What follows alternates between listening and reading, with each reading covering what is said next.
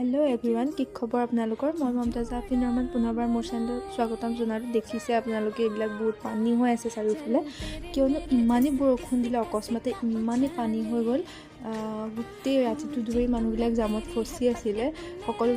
সকলোবিলাক মানুহ ডিউটিলৈ যিহেতু 10টা বজাত ওলাই যায় ৰাতি 7টা 8টা বজাত আহি পেলাই সোমায়হি কিন্তু সেইদিনাখন ইমানেই জাম হ'ল মানুহবিলাক ৰাতি 12টা 11টা বাজিছে ইফালে মায়ে বহুত দিনৰ আগতে দি পঠিয়াইছিলে জলপান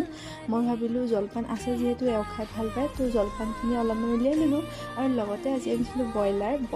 ধুই থকাৰ পাছতে আকৌ মনত পৰিলে চানা আনিছিলোঁ সেইটো উলিয়াই ল'লোঁ কামৰ মাজতে ইফালে ঔটেঙাও আনিছিলোঁ আজি ভাবিলোঁ ঔটেঙা দালিত দি পেলাই বনাওঁ খাবলৈ যিহেতু খুবেই